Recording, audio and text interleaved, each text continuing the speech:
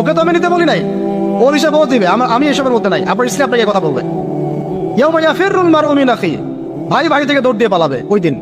ওয়া উম্মিহি ওয়া আবিহি, তার মা বাপ থেকে পালাবে। ওয়া সাহিবাতিহি ওয়া বানি, এই যে স্ত্রী সন্তান এগুলো থেকে পালাবে মানুষ। লিকুল্লি ইমরিইন মিনহুম ইয়াউমাইযিন শা'নু ইউগনি, প্রত্যেক সত্তা সেদিন নিজেকে নিয়ে ব্যস্ত থাকবে।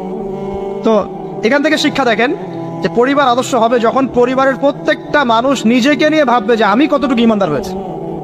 আমি কার সন্তান সেটা বড় কথা নয়, আমি কতটুকু ইমানদার হতে পেরেছি, কতটুকু মুত্তাকি হতে পেরেছি, আল্লাহওয়ালা হতে পারলাম, এটা মূল কথা।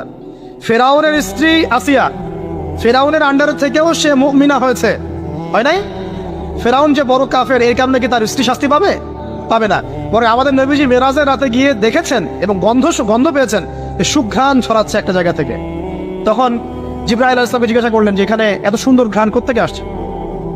জিবরাইল আলাইহিস সালাম বললেন এটা হচ্ছে ফেরাউনের স্ত্রী আসিয়ার ওই ঘর যেটা আল্লাহ পাক তার জন্য জান্নাতে মানে বানিয়েছেন, ওইখান থেকে এই সুঘ্রাণ আসছে। সুবহানাল্লাহ। তারপরে এখানে আমরা শিখলাম নিজের চরকায় তেল দিতে হবে, নিজে আমাকে নামাজ পড়তে হবে, নিজেকে আমল করতে হবে, নিজেকে দিনের জন্য কিছু করতে হবে, নিজেকে পর্দা করতে হবে। পরিবারের সদস্যদের দিকে তাকানোর এখন সময়, আগে নিজে। না হলে নবী পরিবারের সদস্য হয়েও দেখেন জাহান্নামে মানুষ যাচ্ছে। এবার সামনে যায় চলেন। ইব্রাহিম আলাইহিস সালাম নাম শুনেছেন? আচ্ছা, তার বাবা কি করতেন? বড় পুরোহিত ছিলেন। আর যেখানে শিরক সেখানেই দেখবেন ইব্রাহিম, যেখানেই কুফর সেখানেই মুহাম্মদ সাল্লাল্লাহু আলাইহি ওয়াসাল্লামের জন্ম হয়, এটাই নিয়ম। তো সেখানে আল্লাহ পাক জন্ম দিলেন ইব্রাহিম আলাইহিস সালামকে, যিনি তার পিতাকে নসিহত করছেন, আব্বা তুমি কেন লিমা তা'বুদু, তুমি কেন এমন এক সত্তার ইবাদত করো, মা লা ইয়াসমাউ, যে শুনতেও পারে না, ওয়ালা ইউবসিরু, সে দেখতেও পারে না, ওয়ালা ইউগনি আনকা শাইআ, সে তোমার কোনো উপকারও করতে পারে না, ক্ষতিও করতে পারে না। ইভেন তোমার স্ট্যাচুর গায়ে একটা মাছি যদি বসে, এটাকে সে নিজে সরাতেও পারে না, তার কোনো ক্ষমতা নাই। এখন তুমি কেন বাবা এর ইবাদত করছো? ইব্রাহিম আলাইহিস সালাম বলছেন।